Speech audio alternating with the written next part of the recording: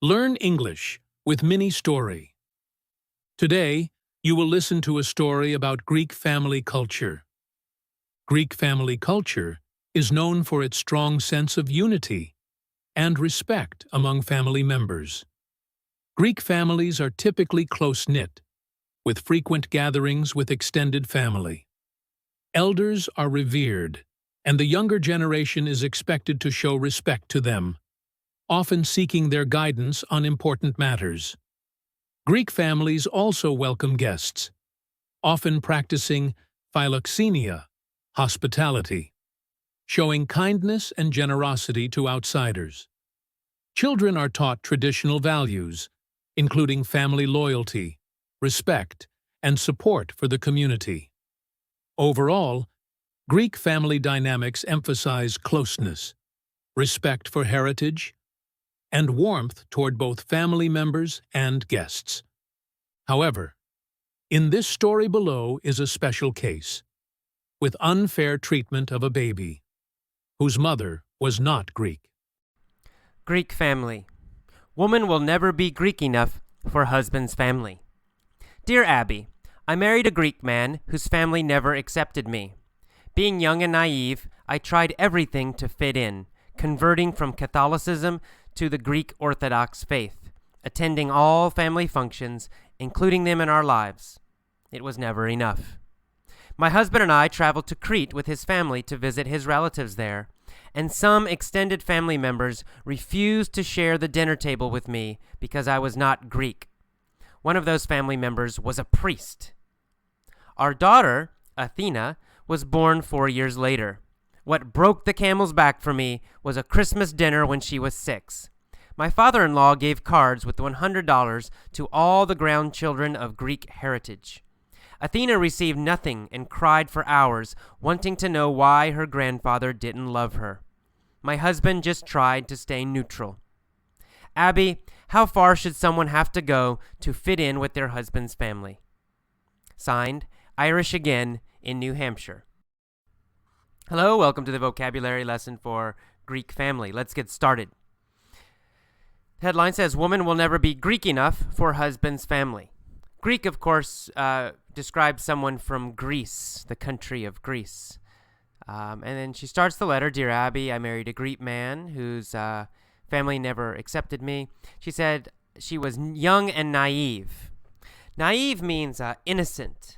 It means, but not like guilty and innocent. It means you don't have much experience in the world. You don't know much about the world. And it also has the idea that you trust people too much, right? You're maybe too friendly, too open, too much trust. You're not careful enough with people. That's naive.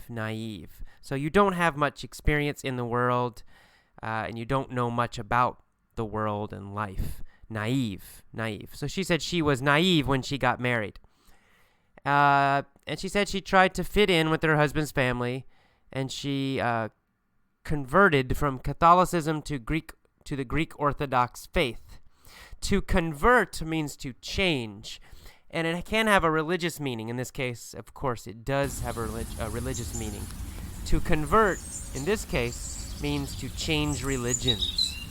And we usually say convert to a new religion. So if you convert to Christianity, it means you used to be another religion, now you're a Christian.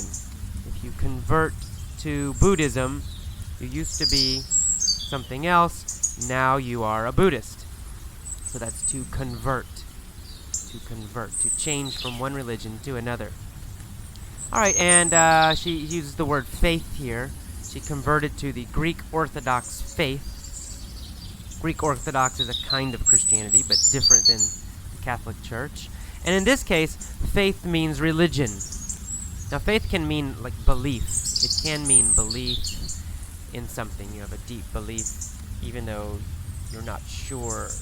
But this case, faith means religion, a religion. We sometimes use you have to use it with the name of the religion. So we might say the Hindu faith, the Christian faith, the Muslim faith.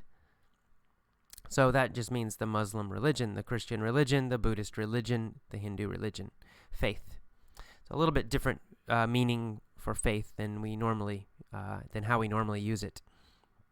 In the second paragraph, we see the word relative. She said, "My husband and I traveled to Crete," that's an island in Greece, with his family to visit his relatives there. Relatives means family members, but it usually means more distant family members. So your husband, your wife, your children, they are not relatives. We don't use the word relatives to describe your close family, like your husband or your children. Relatives usually means grandparents, cousins, uncles, aunts, nieces, nephews. All of those people we describe as relatives. So they're in your family, but they're not living in your house. Well, they might be living in your house. Your grandmother could live in your house, but they're not so close, and it's not your immediate family. Relatives are a little farther away, like grandparents, cousins, etc. All right. And she said some extended family members refused to share the dinner table with her. Extended family has the same idea as relatives. Extended family means grandparents, uncles, aunts, and cousins. We usually say immediate family or nuclear family. That's your husband or wife and your children. Or if you're young, it means your father and your mother and your brothers and sisters. That's your immediate family. But then we have the extended family, and those are the relatives. Those are the people who are a little farther, like grandparents, cousins, etc. So extended family. And these family members refused to share the dinner table with her. To refuse means to say no. Means you say you will not do something. And refuse normally goes with an action, right? Somebody wants you to do something and you refuse. So refuse. You refuse to do something. You refuse to do an action, usually. So in this case, they refuse to share the dinner table. It means they refuse to eat with her. So you refuse an action. You say no to an action. All right, and then we go down to the next paragraph. And she says, our daughter Athena was born 4 years later. And she said, what broke the camel's back for me? To break the camel's back, this is a common phrase in English. It has a short version and a long version. This is the short version. If you say, what broke the camel's back? But we also sometimes say, the straw that broke the camel's back. The straw that broke the camel's back, or just broke the camel's back. Either one, it means it's the last thing. It's the action or the situation that finally makes you do something, that finally changes your mind. So you have to imagine that you have a camel, right? It's an animal, and you're putting stuff on top of the camel.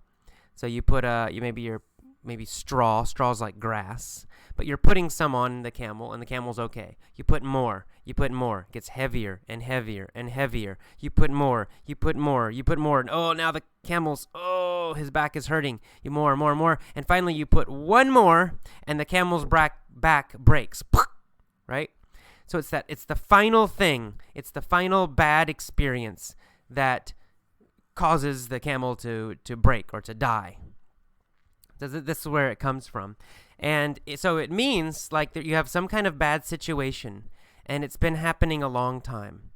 So let's say in this case, the family, they do something bad to her. Then they do another thing that's bad. Then they do another bad thing. Then another. Each time she's a little more upset, a little more angry. But more bad things.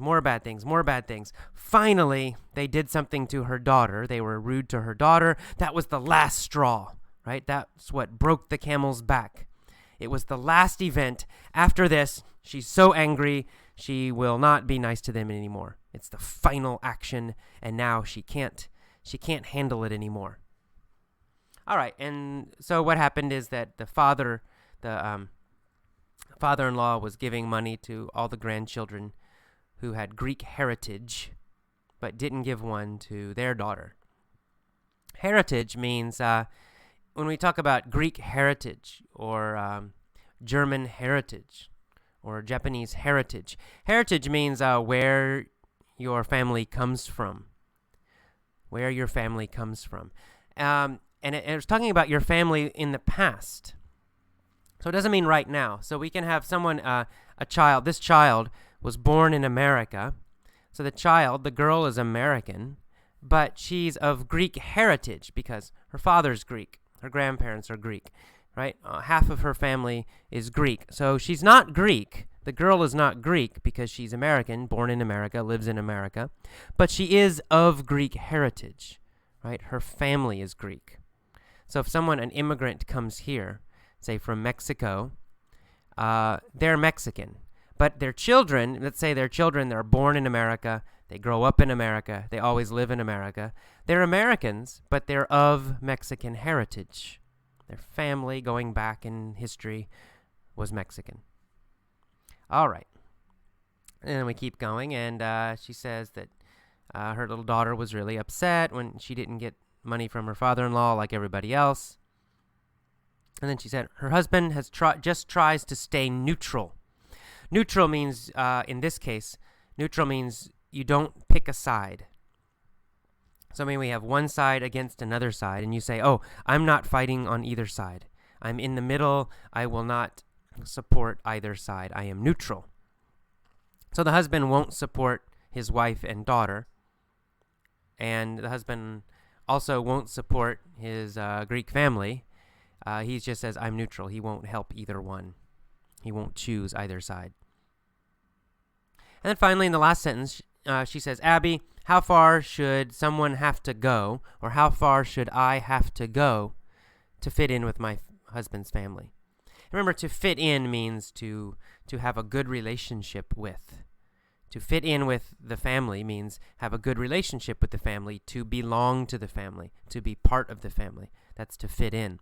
So she's saying, how far should I have to go to do this? That means, how far do I need to go? How far should I have to go? That just means, how much do I need to do? How much do I need to do? Or how much should I try? That's the meaning of that phrase. How far should I have to go to learn English? It means, what must I do? How much do I need to do to learn English? Or how much do I need to try to learn English? How far do I need to go? All right. So that's all. That's all the vocabulary in this little thing. Listen to this a few times. Make sure you know the vocabulary. This one's not too difficult, I hope. And then we'll move on to the mini story. See you next time. Bye. Please subscribe, like and share this video for more people. Thank you for watching.